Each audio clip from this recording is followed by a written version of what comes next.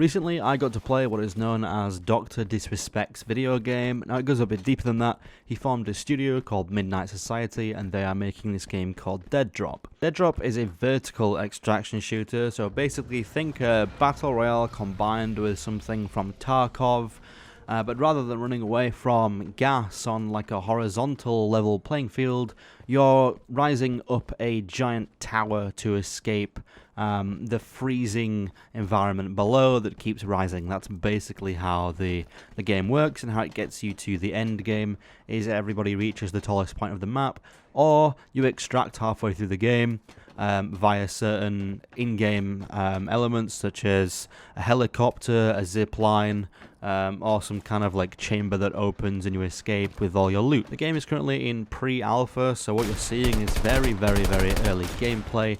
I don't think they've even been working on this project for a year so far. And it's very much an indie studio, it's very much an indie take. However, it's full of AAA developers. So Doc has a lot of industry connections, as you can imagine, because of his, his name and his status, but also, for those who don't know, he used to be one of the level designers, in fact I think lead, on Call of Duty Advanced Warfare, and maybe a couple of Call of Duties before that previously.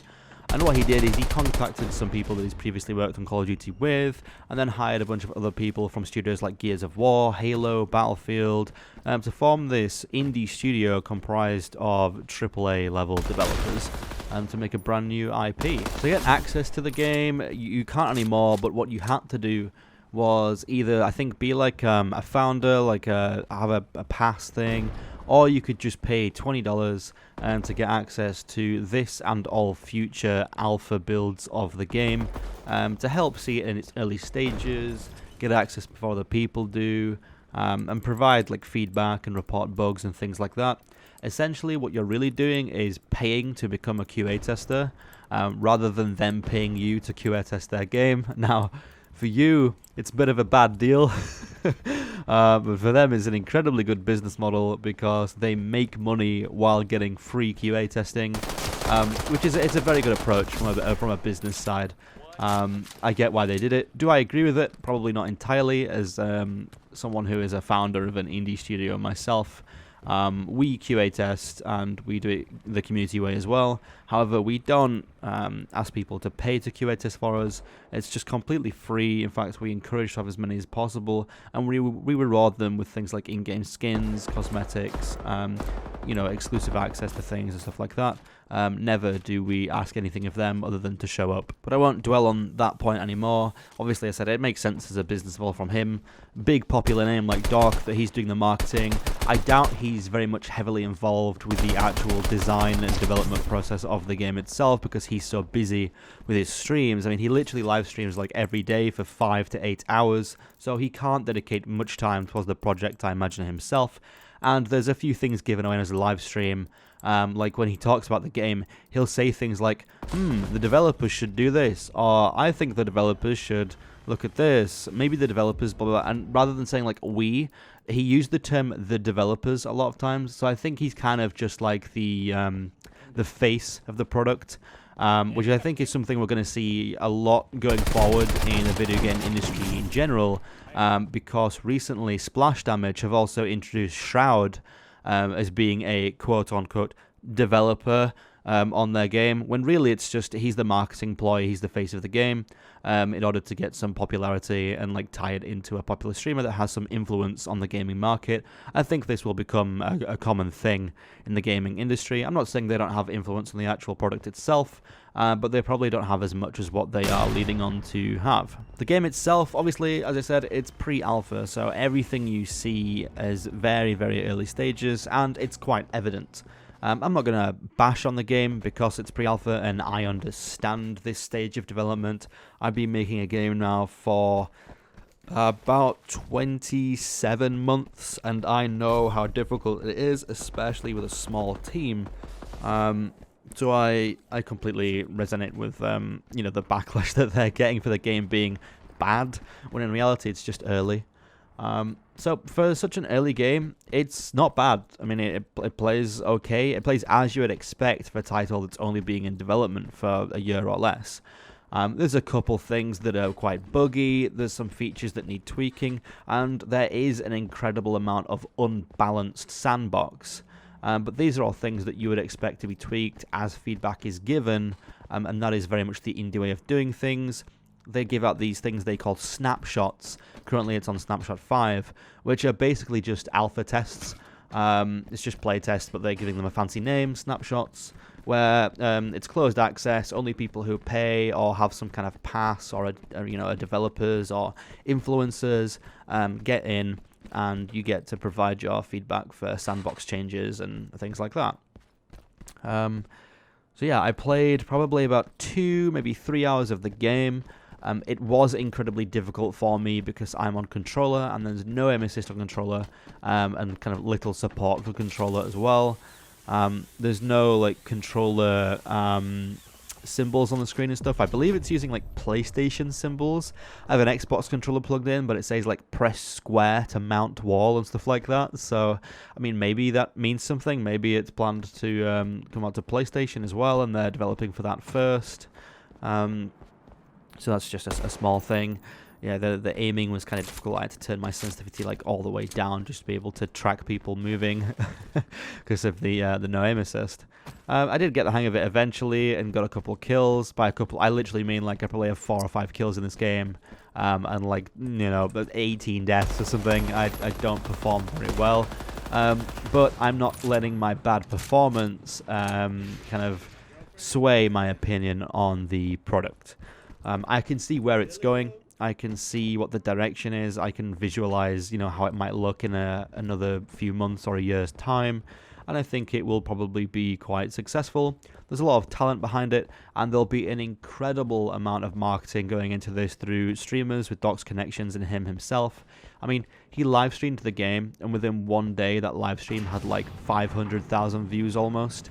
Combined with the amount of Instagram, TikTok, Twitter, and wherever else clips, the game probably had 1 million people recognize it in 24 hours. So it's going to get insane levels of marketing, and I don't doubt the level of success this product will have once it's finished. Right now, what you pretty much do is, especially if you're in Europe, I've noticed that Americans are getting quite full lobbies of like 40 people or something, but if you're in Europe, the majority of my games only have what seems to be like 10 to 20 people in them, in this map that is designed for like 50 to 100 people. So it does feel quite slow paced. I'm encountering someone every 10 minutes, which is vastly different from the usual encountering someone every 10 seconds that I would play in my own game, or a game like a Halo or a Quake or a Splitgate, or COD, the games that I would usually play, these fast paced arena shooter style games. So it's very, very different to that, but I think that is just a population issue. Because I think they want, especially because Doc's motto is like violence, speed, and momentum. I think they want to kind of like embrace that in the game when it has a higher population. When he streams it, you can see he's encountering people every like minute. But when he's not online, and after a few days of the game being out and things, or this build being out, the player base has started to die down. But that's expected with these tests.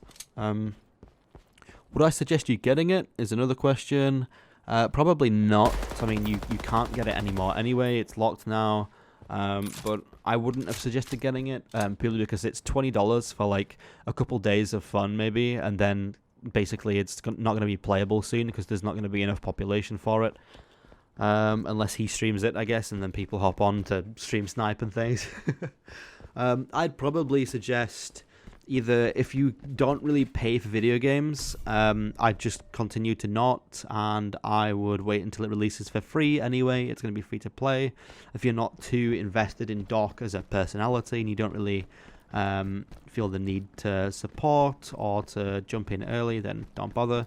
However, if you do feel like you'd want to play, but you want to play it at a time where it's more polished and you're not going to get frustrated with things like bugs and inconsistency in a bad sandbox, I'd wait until maybe snapshot, 7 or 8 or something like that, when the game is a bit more polished, and then I'd jump in for the $20 that they'll probably charge to play the early builds. Other than that, it's as you'd expect. You can either win the game by being last to survive, killing everyone else, or extracting, as I said, via things like a helicopter, a zipline, once you've collected loot from other players and loot that's just spawning around the map. And that's basically what it is. It's a very simple, like, one game mode type of game. There's not much really to say about it other than that. As I said, there's a couple of bugs. I've seen people getting trapped in walls. The sniper rifle is incredibly overpowered. You know, that thing is like a one-hit kill sometimes. Sometimes a two-hit. I'm doing like between 60 to 100 damage with it. And it does feel a bit overpowered sometimes. I've had a few people say similar things. Similarly, the shotgun feels very underpowered as well. I'm shooting people like 4 or 5 times to kill them with that. So just some balancing things that I'm sure they'll fix next time. Sliding feels a bit janky sometimes. Every time you slide, you go slower than you would when you're at running speed, which I find a bit odd. I think you should keep the momentum, or sliding should make you go slightly faster for a second. I just don't see the point in sliding at all, unless it's down a ramp or something. Maybe that's a gameplay intention, is to only slide when you're going in a downwards trajectory, but it just feels weird. So yeah, that's something I would tweak. Sometimes I feel like I'm missing my grapples, the prompt doesn't come up, or I press the button and nothing happens. And sometimes you can mount onto objects that your player can't actually pull himself up on. There's some like pipes or windows that you can reach with the mounting system, but then your player can't actually pull himself up because it's too high, so you just fall back down. So there's little things like that that might annoy you if you kind of want a more polished product. But other than that, I mean, it was okay, as I said. Probably not worth $20 right now, but you know, that all depends on how invested you are in the game and Doc as a streamer and other, you know, variables.